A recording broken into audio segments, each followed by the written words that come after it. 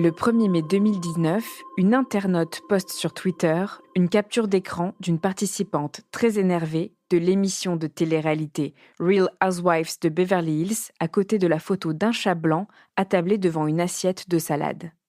Ainsi naissait l'un des mèmes les plus célèbres d'Internet, le Woman Yelling at Cat. La femme qui hurle sur une de ses copines, c'est Taylor Armstrong. Et la séquence dont est tirée l'image est loin d'être drôle, puisqu'en réalité, elle y évoque son mariage au cours duquel elle fut victime de violences conjugales. L'envers du décor, l'horreur derrière les paillettes, on ne les perçoit pas toujours dans ces émissions de télé-réalité.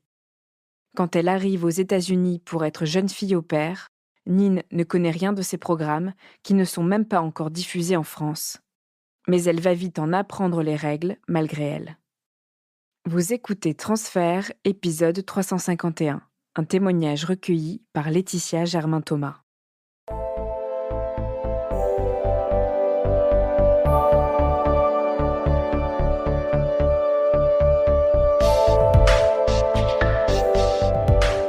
On est en 2007, j'ai 19 ans et je pars aux États-Unis. Je pars en tant qu'au pair, donc garder les enfants d'une famille américaine et passer une année là-bas pour préparer notamment mes concours en école de journalisme.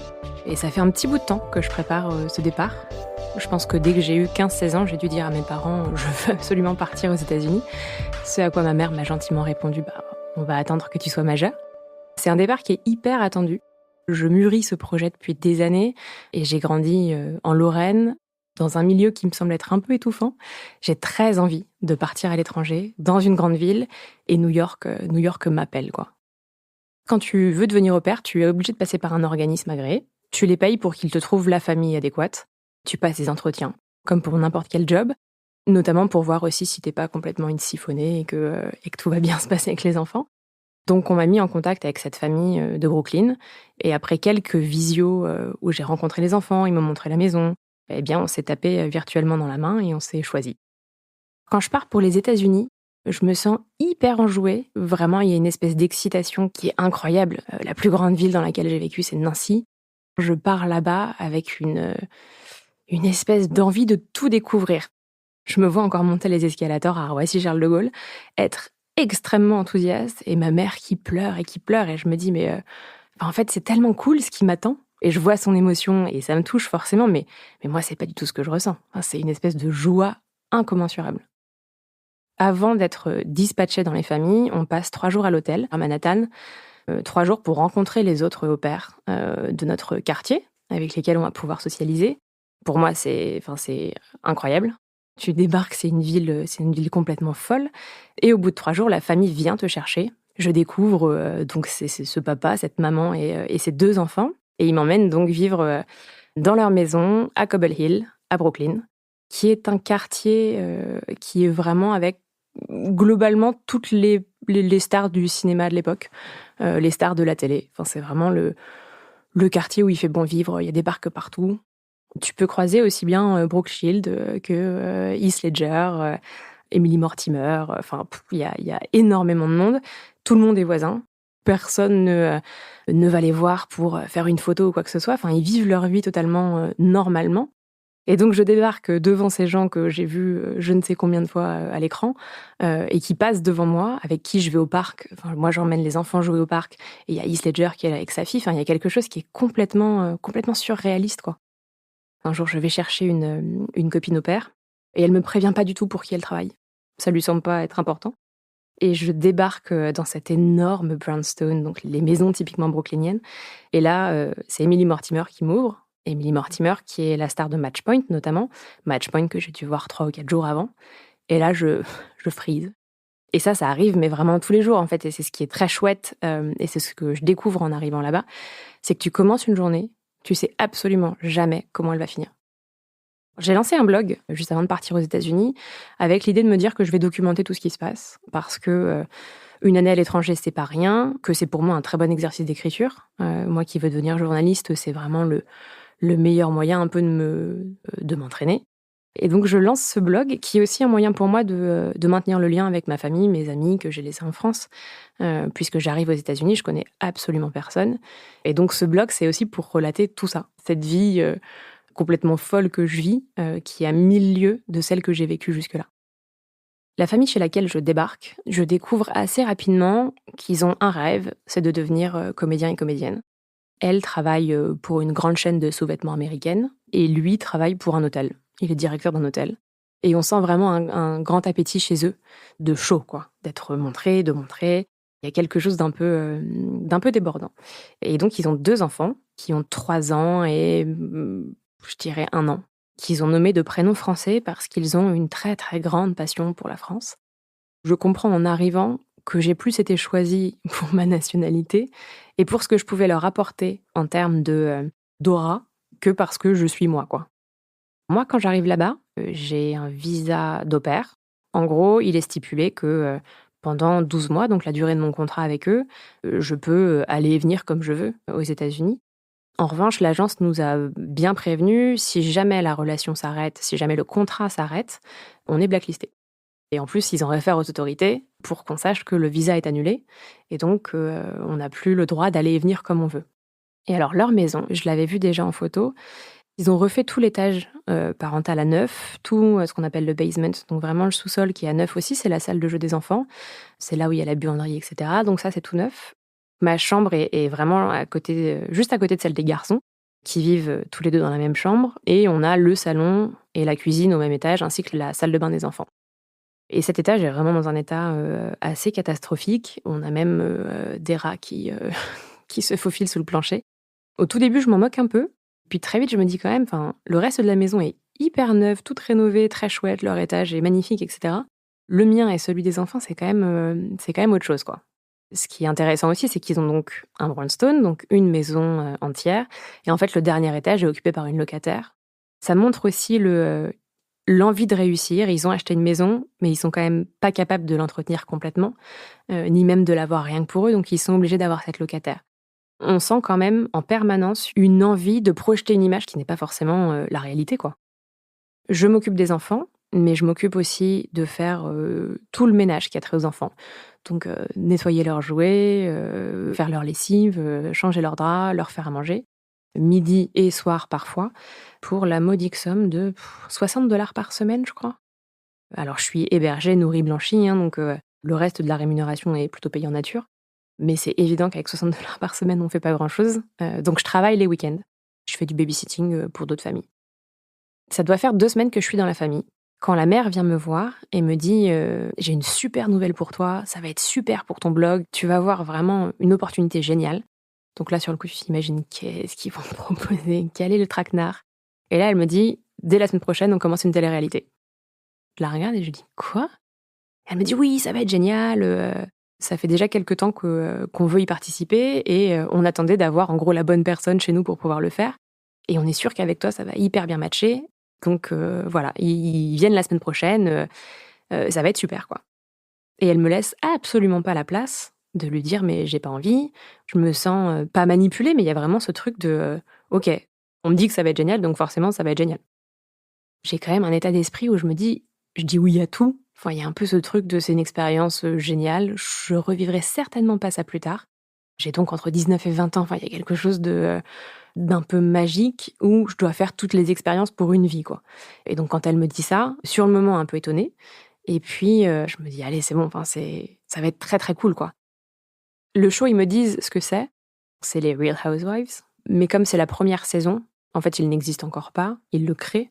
Alors vraiment, moi, j'ai un rapport à la télé-réalité en plus je regarde pas ça, je pense que, j'ai peut-être dû regarder un peu Loft, qui était la première télé-réalité et qui était une espèce d'objet télévisuel un peu bizarre que je découvrais. J'ai regardé ça un peu quand j'étais ado, mais j'ai pas plus d'envie que ça, ni de regarder et alors encore moins d'y participer. Il se passe très peu de temps, quelques jours, voire une semaine grand max, entre le moment où on m'informe et le moment où les caméras débarquent, la prod, et là, il y a eu un barouf pas possible où toute une équipe débarque à la maison. On me tend un contrat qui est un très gros pavé que je ne lis absolument pas. Je viens d'arriver aux États-Unis, je suis en train de travailler, enfin vraiment j'ai d'autres choses à faire que de lire 100 pages de contrat. On m'informe sur le fait que ce ne sera pas rémunéré. On me dit quand même que je cède mon droit à l'image, mais que c'est une chance pour moi et qu'il faut pas que j'en attende plus. On me rassure, la famille me dit: «Non mais t'inquiète pas, c'est pour te protéger». Juste signe quoi. Donc qu'est-ce que je fais? Évidemment, je signe ce qu'on me tend, sans poser plus de questions. C'est un gros dispositif. Il y a 2 ou 3 caméras en permanence dans la maison qui suivent et les parents et qui me suivent moi et les enfants, ou qui nous suivent, tous les 5 quand on est ensemble. Ils sont là quasiment tous les jours, ouvrés de la semaine, voire parfois le week-end quand il se passe des choses, un anniversaire ou des événements un peu extraordinaires. Et vraiment, c'est des horaires quand je commence, les caméras sont là, quoi.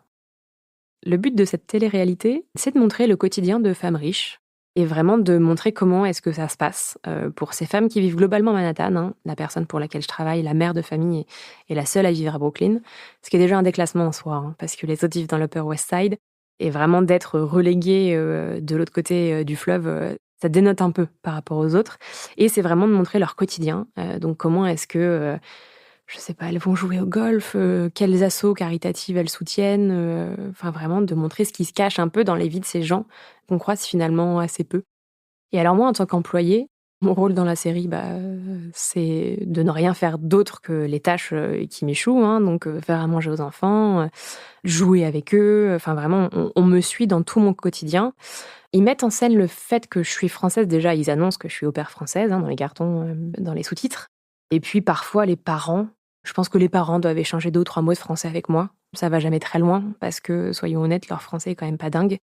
Ils sont tellement fans de la France qu'ils ont, leur resto préféré, dans lequel ils vont absolument tout le temps et la première fois qu'ils m'invitent là-bas, j'ai vraiment l'impression d'être une espèce de trophée, quoi. Ils débarquent au resto français avec leur au pair française et ils sont hyper fiers de me dire qu'ils connaissent très bien le patron et cetera. On sent qu'il y a une vraie fierté pour eux à adopter un peu cette culture qui n'est pas la leur. Mais ça a évidemment ses limites. Un jour, il débarque, avec une baguette, hyper content de pouvoir manger du pain français et alors ils me disent: «Oh là là, mais qu'est-ce que c'est bon, vas-y, prends-en», et en fait, ils débarquent avec une baguette, qu'on trouve à 20 centimes, dans les supermarchés, quoi. La baguette dégueu par excellence. Ils mangent ça en se disant: «Mais c'est incroyable, la nourriture française», et je me dis: «Mais c'est pas possible, on en est à ce point-là de c'est pas de l'hypocrisie et c'est pas leur, enfin, c'est pas leurs habitudes, donc peut-être qu'ils trouvent ça réellement très bon, mais dans les faits, c'est dégueulasse».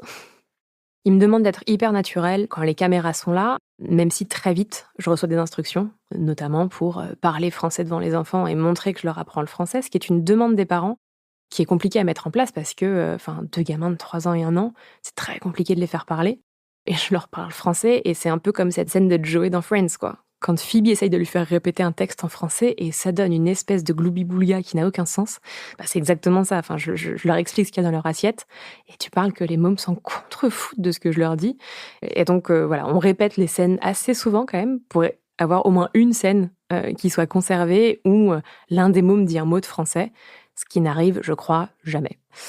Ils me demandent d'être hyper naturelle et en gros de pas faire attention aux caméras, mais c'est quand même très compliqué de pas faire gaffe à 3 personnes qui te suivent en permanence dans tout ce que tu fais. Je monte l'escalier, ils me suivent dans l'escalier et je me dis: «Mais ça va être ça mon quotidien?» Donc en fait, quoi que je fasse, je sais pas, je vais aller aux toilettes, je vais avoir une caméra qui me suit. C'est quand même assez dérangeant. Ça crée des situations où, ils m'accompagnent une fois où j'amène, le petit à la crèche. On arrive devant l'école, j'ai le plus petit dans les bras et j'ai un bustier et en fait, en descendant, le gamin s'agrippe à mon haut et donc je me retrouve, en soutien-gorge devant les caméras. Et là, vraiment, enfin, mon premier réflexe, c'est de les regarder et de leur dire: «Vous coupez ça». Enfin, il est hors de question qu'on garde ça, dans l'émission. Parce qu'en fait, il y a plein de petites scènes de la vie comme ça, où tout à coup, on comprend que ça peut servir à alimenter un récit. Je veux bien qu'on me prenne à table en train de manger avec les mots, mais pas dans des moments de vulnérabilité, pas dans des moments que j'ai pas choisis, quoi.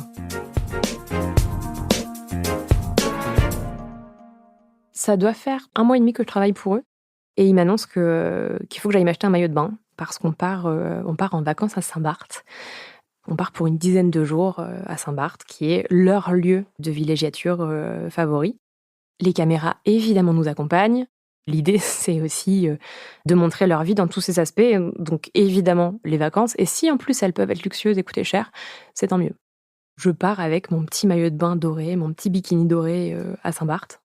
Donc on arrive à Saint-Barth et ils m'annoncent un peu le plan des vacances. Ils m'annoncent qu'ils viennent me chercher le lendemain matin pour aller à la plage. Le lendemain, ils arrivent, et donc j'ai mon petit sac, qui est prêt et cetera et le père me dit: «On t'a pas prévenu, mais en fait, on est nudistes». Donc, bon, bah, tu fais comme tu veux, hein. Alors, c'est une plage nudiste. Si tu veux venir habillée, il n'y a pas de souci. Mais sache juste que nous, on sera nus, quoi. Et là, tu te dis, mais vous vous foutez de ma gueule, les gars, quand même. Ils m'ont évidemment pas du tout prévenu en amont. Ils me l'ont dit le jour où on part à la plage. Je suis là pour m'occuper des enfants, donc ils me coincent, quoi. J'ai pas le choix de dire non. Donc, je me retrouve à partir avec eux, à aller à la plage avec eux, vraiment en tendant le dos, parce que j'ai aucune envie de voir ces gens que je trouve en plus assez. Ils ont un rapport au corps qui est pas celui que moi j'ai. Je suis beaucoup plus pudique. Et vraiment, ils aiment beaucoup s'afficher. Enfin, je veux dire, même devant moi, alors ils s'enlacent tout le temps, etc. Mais ils se roulent des grosses galoches. Enfin, il y a un truc, il y a beaucoup d'impudeur, quoi. Et donc, on arrive sur la plage. Eux, ils sont allés se baigner, etc. Et là, le père revient. Et je suis en train de faire un château de sable et je lève la tête et je me retrouve face à son sexe. Et là, je me dis, mais dans quoi je suis tombée? Et là, à ce moment-là, les caméras ne sont pas là, heureusement. Je me sens hyper mal à l'aise. Vraiment, je me sens coincée. Puis je sens ce mal-être qui commence à monter et surtout, le père me met dans une gêne et un inconfort qui est quand même grandissant. Mais c'est comme tout. Enfin, je me dis, bon, allez, c'est bon, on va passer une bonne journée avec les mômes, mettons ça sous le tapis.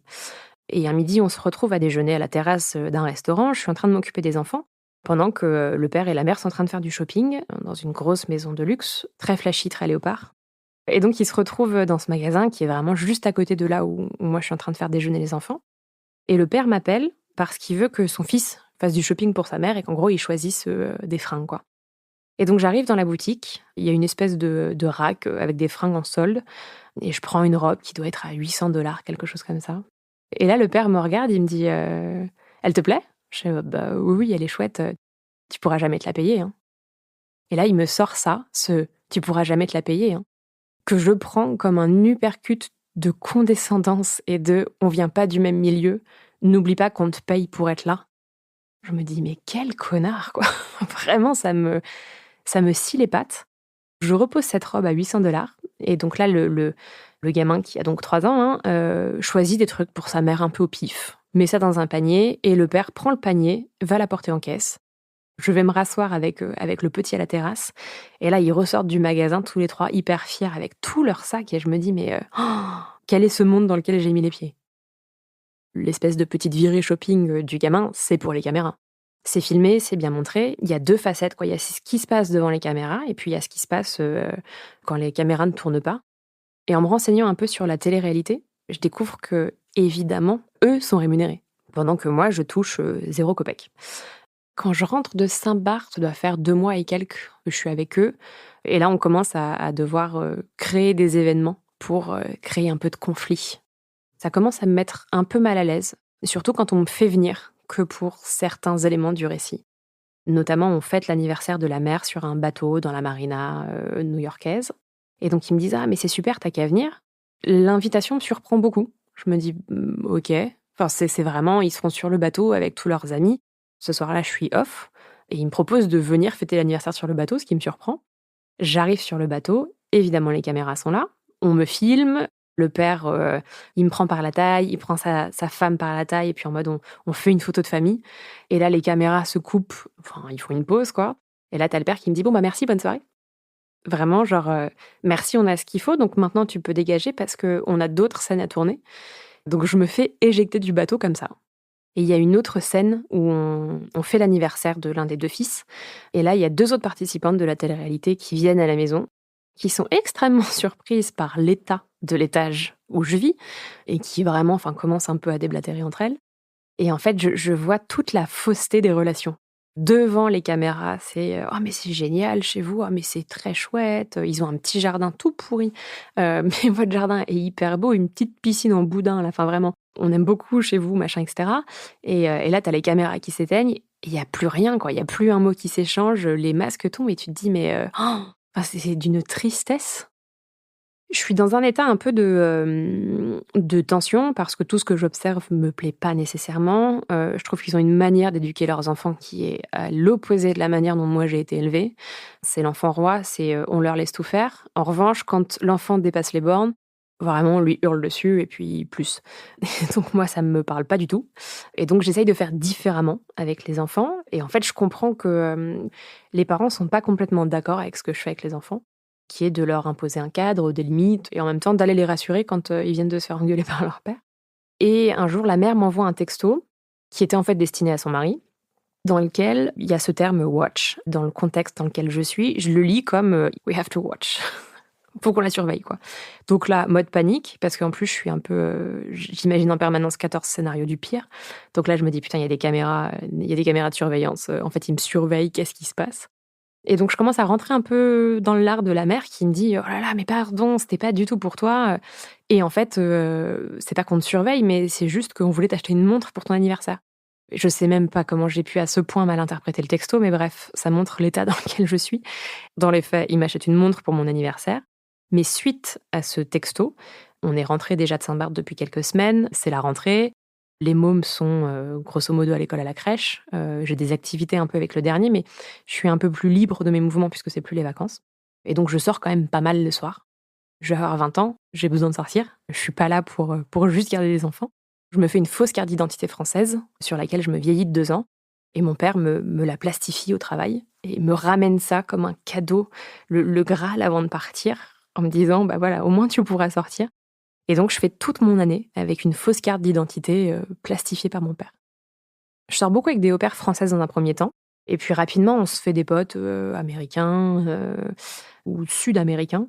Un soir, on se retrouve devant une boîte et il y a un mec qui nous aborde et qui nous dit, «Je suis promoteur».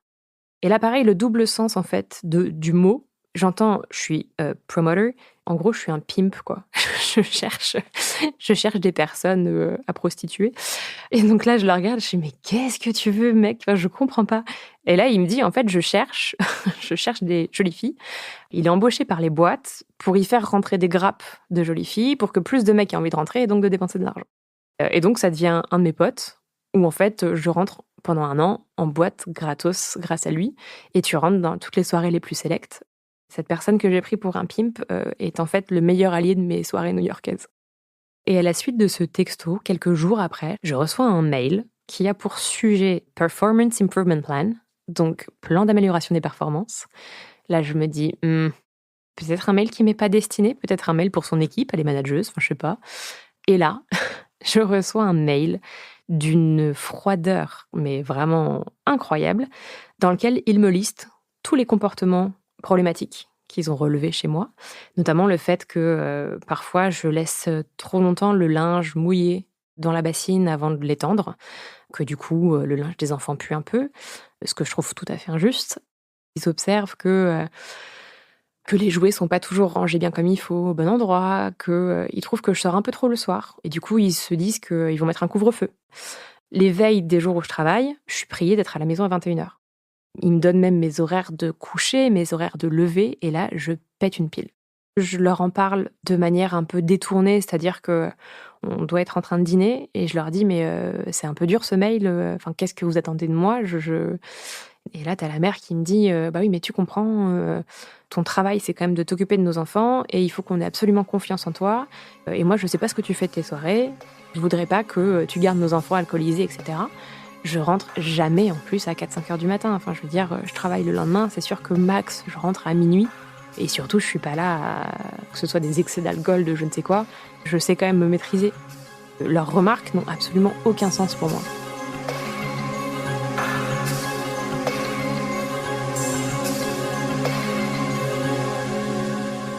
Il y a tellement de tensions qui commencent à s'accumuler. On me demande une telle rigueur. Enfin, vraiment, j'ai l'impression que les rapports ne sont plus du tout fluides et surtout, c'est plus du tout un plaisir pour moi d'être là. Je commence à me renseigner pour partir, pour ne plus vivre chez eux. Et je vais donc voir un foyer de jeunes filles françaises à Manhattan, un peu en pleurant, avec un môme sous le bras, en leur disant, voilà, avec ma famille, ça se passe plus très bien. Et les bonnes sœurs me disent, là, on n'a pas de place, mais reviens dans quelques semaines, on te met sur la liste d'attente. Et s'il n'y a pas de place dans une chambre, il y a un canapé dans le salon. Ils ont créé 3 chambrettes au sous-sol avec un lit, une armoire et puis des rideaux entre chaque espace. En gros, on trouvera un endroit où te mettre. Donc, je commence à préparer un peu mes arrières. Très peu de temps après, je vais chercher le plus grand à l'école. On va faire les courses pour le dîner du soir. Et là, il me réclame un bagel, ce que je lui refuse, parce qu'il doit déjà être, je sais pas, 18h30 peut-être. Donc, on va rentrer à la maison de dîner. J'ai pas très envie qu'il snack avant, parce que sinon il va pas manger ce que je vais lui faire. Et donc je lui refuse ce bagel. Il hurle, mais vraiment le genre de crise où il se roule par terre dans le magasin à hurler, etc. Et là, je le relève et il me gifle. Quand ce môme de 3 ans et demi me gifle, je me dis ça, là, c'est même plus la goutte d'eau, c'est je ne supporte plus cette famille. Il est hors de question que je me fasse maltraiter plus longtemps. Je rentre à la maison. Quand les parents arrivent, je leur raconte l'anecdote. Le gamin se prend une rouste monumentale. Et là, ça commence vraiment à mûrir. Je me dis, il faut absolument que je me sauve de là. Enfin, il faut que je me barre, quoi. Et je parle de ma situation à une autre au pair qui me dit: «Écoute, moi, je vais arrêter de travailler parce que je rentre en France. J'ai une super famille anglaise pour laquelle je bosse. Ils pourraient avoir besoin de toi tous les soirs pour aller chercher les mômes à l'école, les emmener aux claquettes», enfin voilà. Et je rencontre cette famille, je passe un mini entretien et en gros, ils me disent: «Bah, go quand tu veux, quoi». Donc c'est-à-dire que j'ai un logement, j'ai, un nouveau travail et là, je me dis: «Bon, bah, c'est bon, tout est en place». Je leur annonce que je m'en vais. Je leur fais un petit mail en leur disant que je mens complètement, en leur disant que je vais rentrer en France, parce qu'en fait, je suis en train de préparer mes concours d'école de journalisme. Mais préparer les concours, notamment les épreuves d'actu et cetera, en vivant aux États-Unis, c'est un enfer. Et donc je leur dis: «Il faut que je rentre en France pour préparer ces concours-là et puis, pour ne pas foirer ma scolarité, quoi». Et je leur annonce ça et là, ils sont un peu, bah, ils peuvent pas faire grand-chose puis enfin, c'est pour mes études donc il y a même pas de débat. En revanche, on a une discussion très, très longue sur, l'éducation et je leur dis: «Voilà, la gifle est aussi un déclencheur et vraiment je comprends pas vos méthodes d'éducation, elles sont pas, raccord avec les miennes». Et là, ils me font un sermon de 20 minutes sur le fait que, bah, je suis française, peut-être qu'en France ça se passe pas comme ça, mais chez eux c'est comme ça et donc je suis là pour obéir et accepter. Et donc on se quitte vraiment sur un truc de, très froid, de je suis là pour obéir et accepter et moi je me dis: «Mais attendez les gars, enfin, je suis un être humain, absolument pas là pour subir ce que vous me faites subir» et donc je me barre de chez eux mais assez rapidement en fait. Quelques jours après, je vais poser mes valises, à Manhattan, là où une chambre m'attend. Je leur mens parce que j'ai pas envie qu'ils essayent de me retenir et surtout, je me dis que peut-être que si je retourne en France, pour des études, ils vont pas rayer mon visa. Je me dis qu'il y a peut-être moyen que je garde mon visa si je rentre pas pour une incompatibilité d'humeur ou pour un motif un peu sérieux. Ce qui évidemment est complètement faux puisqu'à partir du moment où je ne fais plus partie de l'agence, mon visa est terminé. Donc j'ai plus de visa.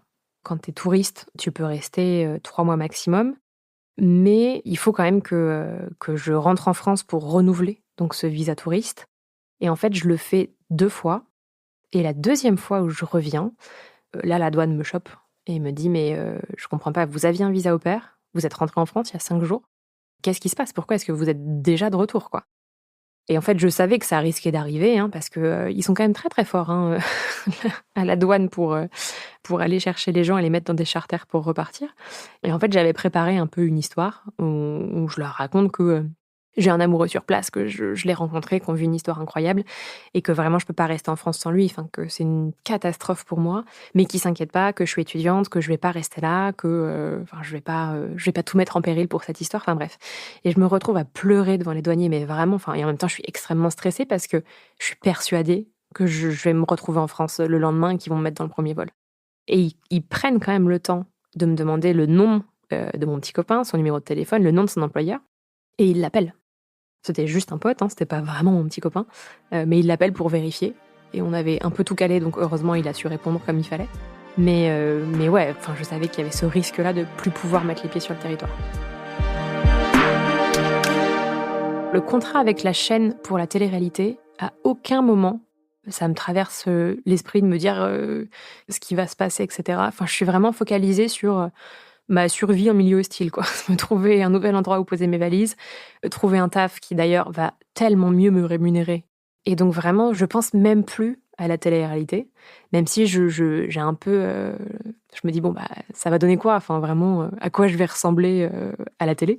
Mais sinon, j'oublie assez vite et donc je découvre les épisodes, enfin je découvre la télé-réalité qui finit par sortir et je découvre ma présence donc dans 4 épisodes, hein, puisque après j'y suis plus.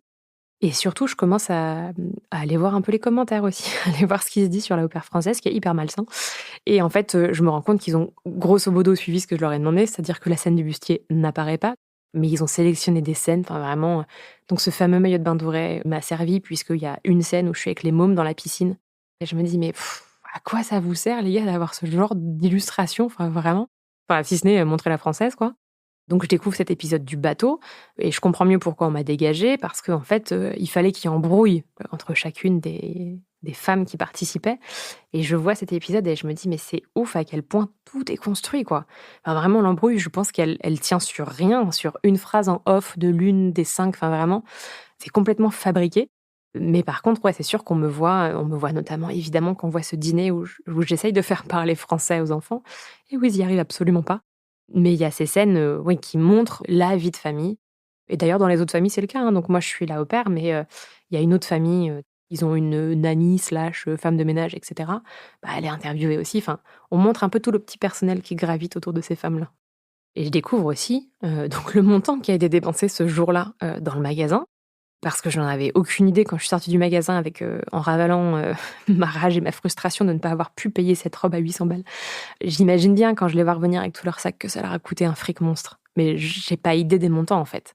Dans les épisodes, ils montrent vraiment précisément combien ils ont dépensé et là, je tombe des nues. Parce que c'est vraiment c'est vraiment des sommes indécentes, enfin vraiment pour des ceintures moches. Le môme, son panier, ça devait être 20-25 000 balles et en tout, ils ont dû en avoir pour 100 000 balles dans ce magasin. Je gagne 60 balles par semaine et eux dépensent plus que mon salaire annuel en 2 minutes. Et puis ce qui me frappe dans ces épisodes aussi, c'est la manière évidemment dont tout est monté. On ne voit quasiment jamais l'étage tout pourri auquel je vis, puisqu'il y a beaucoup de scènes qui sont recréées à l'étage des parents, qui est donc l'étage tout neuf. On n'y recrée pas un salon, mais en tout cas, il y a des fauteuils et il y a quand même pas mal de scènes qui se passent là, faisant croire un peu que c'est le salon, alors que pas du tout, parce que forcément, enfin, notre étage dénote tellement qu'il a bien fallu trouver d'autres endroits où filmer, y compris le sous-sol d'ailleurs quand on voit les enfants jouer. Parce que ça matche pas au récit de la famille, parfaite, hyper riche, en train de réussir. Et les scènes où j'apparais, évidemment, on nous montre toujours tout sourire. Il y a rien qui transparaît de la tension qu'il y a pu y avoir entre les parents et moi. C'est cette espèce d'image d'Épinal de la famille parfaite avec leur employé parfait, toujours tout sourire. Enfin, ouais, il y a quelque chose de très figé et de très construit là-dedans. L'affiche de cette première saison, en plus, elles sont toutes, genre dans les rues de Manhattan. Il y a un mix entre Sex and the City et peut-être bien Buffy contre les vampires, genre guerrières qui partent en guerre contre je ne sais quoi. Je vois cette affiche et ça me fait rire parce que, certes, ce sont peut-être des femmes très fortes et cetera, mais quand on voit comment les épisodes sont construits et qu'ils reposent surtout sur toutes les petites guéguerres internes et d'ego, l'affiche est quand même assez drôle. Toute cette histoire, je la raconte évidemment dans mon blog. Pour moi, c'est un peu une catharsis, enfin, vraiment, je vide mon sac et mon blog commence à être lu de plus en plus, par les copines de ma mère, par ma grand-mère et tout ce petit monde qui me dit: «Mais tu mènes une vie complètement incroyable». Je raconte aussi tout ce qui fait un peu le sel de ma vie là-bas, à savoir, une pote qui m'appelle parce qu'elle croise George Clooney dans la rue sur un tournage et qui me dit: «Ramène-toi maintenant, il y a George Clooney». Des soirées passées avec Ryan Gosling, enfin, je raconte tout ça. Ça donne cette impression que chaque journée est une espèce d'enchaînement d'inattendus, de surprises, de bonheur et pas que, hein, puisque je raconte aussi les dessous de la télé-réalité qui sont quand même vraiment, vraiment pas cool. C'est un moyen pour moi de vider mon sac et puis d'être sûre aussi que ça reste à un endroit quelque part et que je pourrai le relire après coup, une fois que ce sera passé. J'ai aussi toute une partie de ma famille à laquelle je ne parle plus, qui, parce que je vis une espèce de vie, rêvée aux États-Unis, commence à m'envoyer des lettres et cetera et je trouve ça fou, en fait, à quel point l'image de réussite permet aussi de recréer du lien entre les gens. Alors je vois bien, hein, ce que ça a de faux, mais je trouve ça dingue, en fait. Les parents étaient au courant de ce blog, mais malgré ce qu'ils pouvaient dire, à savoir qu'ils parlent très bien français, ils parlaient pas très bien français. Donc vraiment, je me suis jamais censurée. Je racontais tout tel que je le vivais, parce que j'avais pas l'impression qu'ils pouvaient me tomber dessus à la lecture du blog.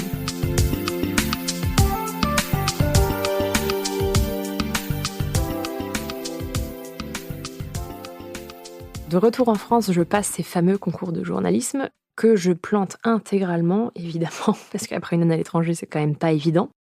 Je finis quand même par en décrocher une d'école. Et mon dernier stage me permet d'être embauchée en CDI dans une rédaction d'un média professionnel. Et donc un jour, je suis sur mon ordi, en train de travailler, et j'ai une copine qui m'envoie un message et qui me dit «Bah, dis donc, je te vois à la télé dans ton petit maillot de bain doré». Et je me dis «Comment ça, tu me vois à la télé?» Et en fait, la saison a été rachetée en France, donc des années plus tard, par une chaîne plutôt axée public féminin. Et là, je tombe des nues parce que quand j'ai signé ce contrat et quand j'ai fait cette télé-réalité des années plus tôt, il y avait un peu ce truc de cette expérience va être circonscrite aux États-Unis, à ce territoire, à cette année, à ma vingtaine. Jamais ça va me poursuivre jusqu'en France. Ça va rester là, on va plus jamais en parler. Déjà, j'avais pas imaginé que la télé-réalité pourrait faire un carton. Vraiment, j'ai pas du tout anticipé. Et en fait, que ça pourrait surtout me suivre en France. Et le plus drôle, c'est qu'ils ont donc embauché une voix française pour me doubler. Et c'est extrêmement étrange de voir cette scène où en fait une autre femme française parle à ma place, enfin me double puisque je parle en américain aux enfants. Et comme j'ai pas été payée pour cette télé-réalité, la moindre des choses, ça aurait été que je me double moi-même pour au moins gagner un peu d'argent avec ce que j'ai fait. J'ai aucune envie que ça me poursuive, que ça sorte en France.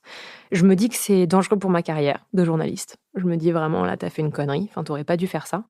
Et donc, j'ai un collègue à qui je m'en ouvre, qui bosse au service média, et qui me dit, écoute, je connais très très bien la chaîne, je vais voir avec eux ce qu'il est possible de faire. Il y avait que 2 épisodes qui avaient été diffusés. Il a réussi à me faire couper au montage des suivants. Bon, il y a toujours ces 2 épisodes, mais au moins, je suis plus passée à la télé après. Et donc cette histoire, c'était il y a 17 ans. Et je suis passée par un peu de toutes les nuances des émotions par lesquelles on peut passer. C'est-à-dire que j'étais hyper fière, je crois, de participer à cette télé-réalité, surtout avec leur justification de « on attendait la bonne au pair pour le faire ». Justification tout à fait manipulatrice pour qu'on soit sûr que je sois à bord, évidemment. Mais il y avait vraiment de la fierté d'avoir été choisie pour les accompagner dans cette aventure merveilleuse. Jusqu'à une espèce de prise de conscience quand je suis rentrée en France que j'avais quand même été exploitée, sans aucun droit financier en retour. Et puis aujourd'hui, avec du recul, je me dis, en fait, c'était fun. Tu l'as fait un moment de ta vie où tu découvrais 1 milliard de choses, où tu te découvrais toi aussi. Et peut-être que finalement, ça m'a aussi permis de me construire d'une manière ou d'une autre. Et maintenant, c'est un truc un peu drôle qui m'est arrivé. Et donc, je peux dire, j'ai participé à une télé-réalité.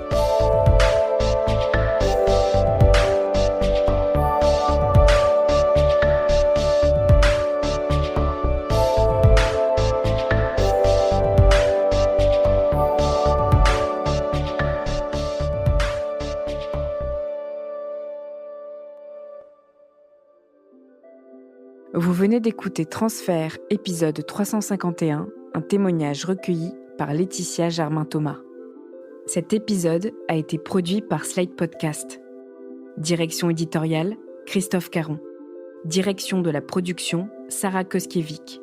Direction artistique et habillage musical, Benjamin Septem-Ours. Production éditoriale, Sarah Koskiewicz et Benjamin Septem-Ours. Chargé de pré-production, Astrid Verdun. Prise de son, Johanna Lalonde. Montage, Victor Benamou. Musique, Sable Blanc. L'introduction a été écrite par Sarah Koskiewicz et Benjamin Septem-Ours. Elle est lue par Aurélie Rodriguez.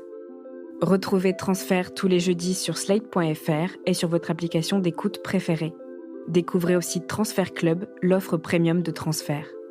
2 fois par mois, Transfert Club donne accès à du contenu exclusif, des histoires inédites et les coulisses de vos épisodes préférés. Pour vous abonner, rendez-vous sur slate.fr/transfertclub. Pour proposer une histoire, vous pouvez nous envoyer un mail à l'adresse transfert@slate.fr.